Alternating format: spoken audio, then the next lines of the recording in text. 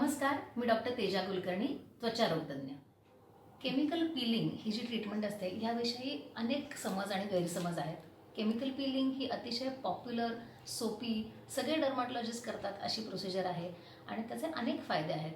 त्यांनी पिंपल्स कमी व्हायला मदत होते, डाग कमी व्हायला मदत होते, सुरकुत्या असतील स्किनवर, डलनेस असेल तर एकदमच ते कमी होऊन जातं केमिकल पीलिंगनी. आणि अजूनही अनेक त्याचे फायदे आहेत. पण केमिकल ह्या शब्दाचीच काही लोकांना खूप भीती वाटते, कारण याबद्दल माहिती नसते. म्हणजे लोकांना असं वाटतं की नाही, आम्हाला नॅचरल गोष्टी पाहिजेत, आम्हाला सिंथेटिक गोष्टी नकोत. ही जशी कन्सेप्ट आहे तसं केमिकल नको. केमिकल म्हणजे एकदम काहीतरी ॲसिड्स किंवा स्ट्रॉंग अल्कलीज असं इमॅजिन करतात लोक, आणि ह्यानी काहीतरी खूप हार्मफुल होईल आपल्या स्किनवर अशी एक भीती असते मनात.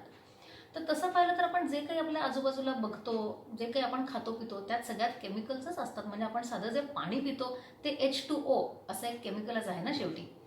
आता फॉर एक्झाम्पल आम्ही पीलिंग करण्यासाठी काही ॲसिड्स वापरतो. फॉर एक्झाम्पल ग्लायकॉलिक ॲसिड हे एक ॲसिड आहे. तर हे साधं आपण उसाचा रस पितो त्यात ग्लायकॉलिक ॲसिड असतं.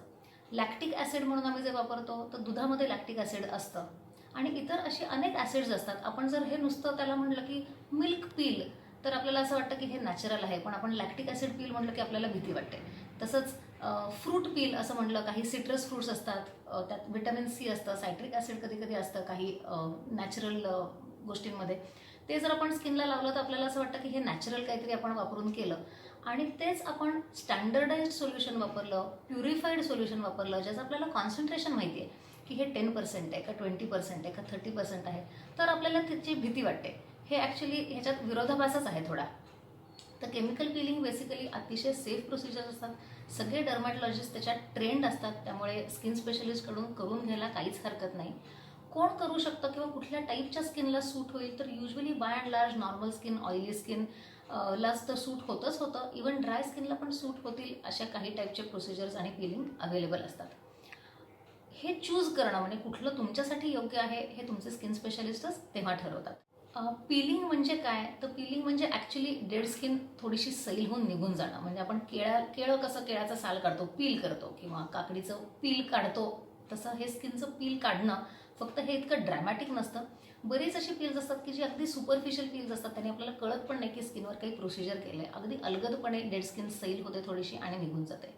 मीडियम डेप्थ पील्स असतात, काही स्ट्रॉंग पील्स असतात, डीप पील्स असतात, त्याला डीप पील्स म्हणतात.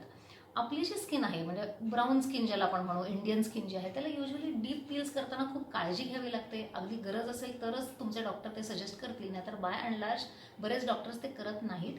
कारण आपली स्किन काळवण्याची टेंडन्सी असते पटकन. म्हणजे थोडंसं जर वाटलं की इरिटेट झाली स्किन तर ती काळवणू शकते आणि मग ते परत काळे डाग काढत बसायला लागतात. तर त्यापेक्षा आपल्याकडे युजली सुपरफिशियल किंवा मीडियम पील्स करतात. पण पील्सचा चॉईस हा तुम्ही तुमच्या डॉक्टरांसोबत चर्चा करून नीट ठरवू शकता. तशी सेफ्टी पाहिली तर हे अतिशय अतिशय सेफ प्रोसिजर्स आहेत. काही पील्स अशी असतातही की एक सेशन केलं तरी त्याचा थोडाफार फायदा दिसतो अशी. पण बरेचसे जे पीलिंगचे प्रॉडक्ट्स आम्ही वापरतो, बरेचसे जे पील्स असतात त्याच्यात युजली 2-3 सेशन्स केल्यानंतर आपल्याला चांगला फायदा दिसायला लागतो. आणि ते सुद्धा युजली 2-3 आठवड्यानंतर. म्हणजे एक सेशन केलं, 2 आठवड्यांनी त्याचा थोडाफार इफेक्ट दिसेल, मग दुसरं केलं आणि तो इफेक्ट थोडासा ॲड होत जातो. आणि मध्ये काही प्रॉडक्ट्स पण डॉक्टर तुम्हाला वापरायला देतील की ज्याने त्या पीलिंगची ॲक्शन मेंटेन होईल आणि स्किनवरती साईड इफेक्ट्स पण होणार नाहीत. एका पीलिंगच्या सेशनला साधारणपणे 10 ते 15 मिनटं लागतात. काही सेशन्सला अगदी 5 मिनटं, काही सेशन्सला 20-25 मिनटं किंवा थोडासा जास्त वेळ लागू शकतो.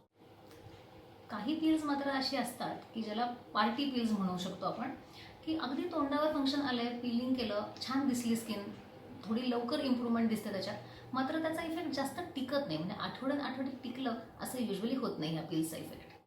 असा एक प्रश्न असतो की पीलिंग ही ट्रीटमेंट आपण किती दिवस घ्यायची किंवा किती सेशन्स करायचे, का आयुष्यभर करायचं आपलं पीलिंग, म्हणजे त्याचे रिझल्ट्स परमनंट असतात का, तर नाही, रिझल्ट्स परमनंट अनफॉर्च्युनेटली नसतात. कारण आपल्या स्किनचा टर्नओव्हर सारखा होत असतो. आणि हे जे मी म्हणते आहे की ग्लायकॉलिक ॲसिड तर शुगर केन ज्यूसमध्ये पण असतं, दुधामध्ये पण लॅक्टिक ॲसिड असतं. मात्र आम्ही जी पील्स वापरतो, म्हणजे डॉक्टर्स जी वापरतात, म्हणजे घरी वापरायचे पीलिंगचे प्रॉडक्ट्स वेगळे, पार्लरमध्ये वापरायचे पीलिंगचे प्रॉडक्ट्स वेगळे.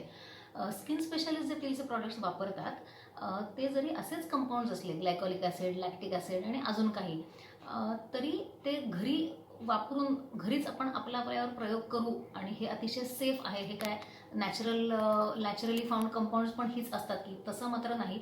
आम्ही जी वापरतो ती प्रॉडक्ट्स अतिशय कॉन्सन्ट्रेटेड असतात आणि ती अंडर मेडिकल सुपरविजनच वापरायची असतात म्हणजे डॉक्टरच स्वतः ती अप्लाय करतात. आणि राहिली कॉस्ट, एक महत्त्वाचा मुद्दा. तर पीलिंग ही जी ट्रीटमेंट आहे, केमिकल पील्स, हे अतिशय अफोर्डेबल रेट्सला असतात बऱ्याचशा सेंटर्समध्ये. So this was about chemical peels.